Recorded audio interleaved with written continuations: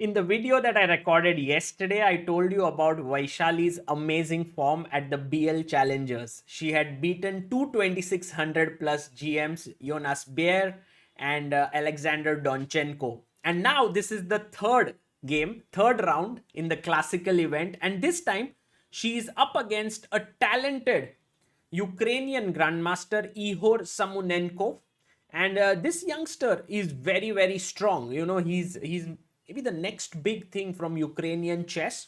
And Vaishali had the black pieces, and a very interesting game happened. Okay, so let's go for it. Knight f3, knight f6, c4, c5, knight c3, e6, g3, d5, takes, and we have the Tarash defense. Vaishali goes for the Dubov's Tarash here with bishop c5. This is very well known, and it is well known that if you take this pawn here in the center, then after bishop e6, black has enough compensation. So castles d4, knight a4, black castles, bishop g5 was played at rook e8, rook e1, defending this pawn. This is all well known theory. h6, takes, knight takes, pawn takes.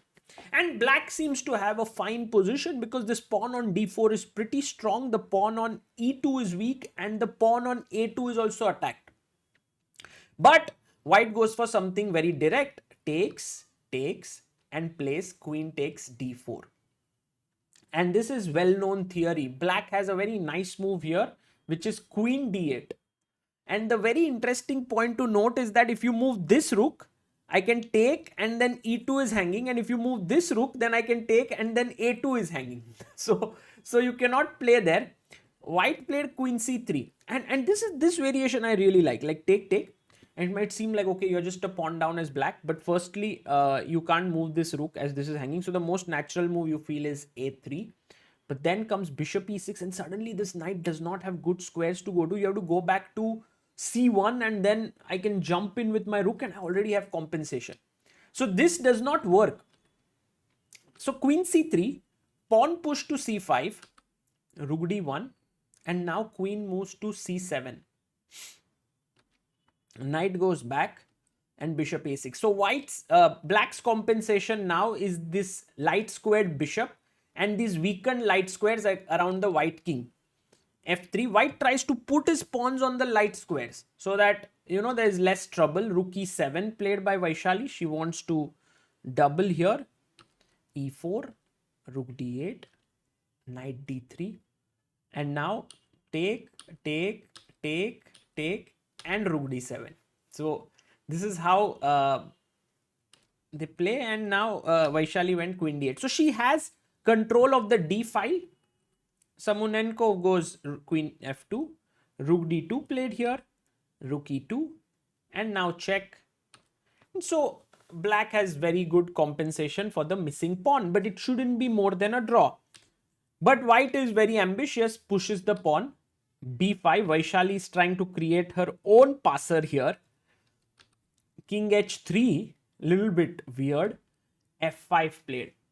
And now we are actually treading in some very dangerous territory because e5 played here by Samunenkov. And now Vaishali should be very careful because this pawn is literally running down the board. And she needs to trade queens. After the trade of queens, this position is fine. You can bring your king to blockade here. It should be good even though you're pawn down. But she goes g5. She wants to win at all costs, but in this thing, she's actually blundered. And here it's white to play and win. Maybe you want to pause the video and figure out what is the way you will win here. Okay, so the winning move here is the very nice e6, and it's the most natural move. I don't know why Samunenkov didn't play because he had 35 minutes on the clock here. He took here fg5, which is a mistake. We will come to this move. But e6, and I think maybe what he was afraid of is after g4 check. By the way, you can't go back here because of queen d5 and it's a mate. So you have to come to h4. Looks scary. Queen d6. Now, very, very interesting moment because if there's a checkmate threat here, if you push e7, then queen f6, and it's a draw at the very least. If you take here, then you are going to get mated. So better go back, and then it's a draw. But the thing is here, this is a threat, right? But you go king h5, and this is winning now for white, because if queen e7 trying for queen e8, I have queen takes. I mean, there are two winning moves. One is rook e5, but the other one is a beautiful move, queen takes c5. Queen takes and e7, threatening e8 queen, and there's no way to stop it. So these were few very interesting lines here, and I think e6 would have given. I mean, and also the main point is, of course, that if you give a check here, the e pawn can block it. So that was an important one. Anyway, so takes here, and Vaishali finds a very good attacking move. She's very good at this. She pushes f4. Now the point is, you can't take with the g pawn, it's pinned. You can't take with the queen, the rook is hanging. And my threat is queen f5, check. And so the threat is queen f5, king moves up, and already you are losing with hg5. So let's say at this point, you have to be very, very bold and play e6. And the reason is check, and now not king h4 because that's lost here. King h check, king here, and then rook d5, and this is lost position. But to go back, king g2, and this was not working before, because after f3, queen takes, rook g1 check, takes, queen takes f3. It looks like black is winning because rook is hanging, but I go rook e1. Very nice move. And now the threat is to queen. You can't bring your rook because of king because of rook f1. So maybe if you can go queen f8, but then e7, queen e8, you've blocked it. But after gh6, white is winning here, not even a draw. It's crazy. Because I'll just play g4, g5 and win this. Like king h7, rook e6, and then just push the pawns. So it's very important to have the pawn on e6 here. Like if suppose you don't push e6, then I give a check, king g2, f3, I will win in that variation because the pawn is still on e5. So let's say I go a3, this doesn't work because of check. Now king g2, f3. Takes here, this is winning.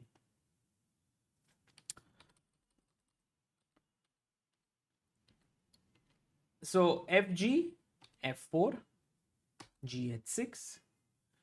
And now, by the way, this was played in the game by Samunenko. He should have played e6. Maybe even rook e1 could have been fine for a draw, because after check, you can go back safely and the king is safe. But he went gh6, and now Vaishali finishes it off very well. Check. Now we know that king g2 is impossible because of f3, takes, and rook g1. So had to play g4. If king h4 here does not work because of f3 attacking the rook, threatening rook d4 mate, rook d2 I can take and push f2, and it's queening. One check does not make any difference. My king is safe, and this is winning here. So g4, check. Again, if king g2, there is f3 with a winning position. Somehow if king g3 I take, and this is hanging, king f1 also, this is hanging. If king g1, I can still take, but I can just play check and I'm winning here. Rook d1, queen takes g4. So had to go king h4, and now a very nice move. You may want to pause the video and find black to play and win. Actually, Vaishali finds this very, very quickly. She plays queen f8 in just 33 seconds. h6 is hanging, and if you go g5 now, which looks like a good move, then I go queen f5 again, and then threatening check here, and queen g2 doesn't work because of f3 fork. So yeah, it's lost. King g5 was played. King h7, another beautiful move here by Vaishali. She found this again very quickly, just blocking, because if you played queen d8, king g6, this is not winning. This is actually a draw. Like check here, king g5, and now if you play this, queen takes f4 wins for white. But she started off with king h7. Now the f4 pawn is defended. Taking this makes no sense because of take here. Uh, it's actually a mate here with queen g6.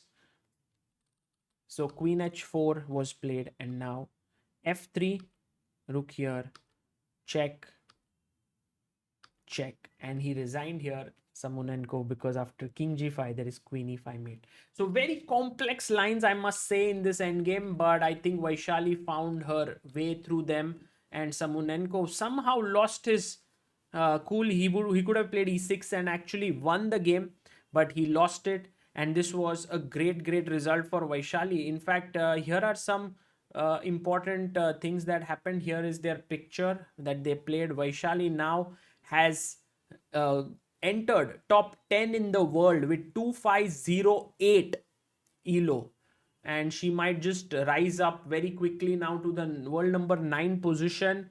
Here is a very nice picture of the entire challengers tournament. Vaishali is leading the tournament now with 17 points because Salem drew. So she has 17, Salem 15 and half, Donchenko 12 and half, Jonas 9, Mark Andrea 5 and half, and Ihor on 4 and half. There's also Blitz tournament coming up. It's going to be great fun. There's also in the open section, Abhimanyu Mishra is leading. Pragnananda is on 8 points. Two more games to go in classical, and 4 points each for one classical win. So Prag can still make a comeback. We will follow this, but for now, it's all about Vaishali here. She's been playing phenomenally well, and we wish her all the best for winning this BL Challengers and also for pumping up her rating. Gaining 19.8 elo points in 3 games is no joke. Wishing her all the best.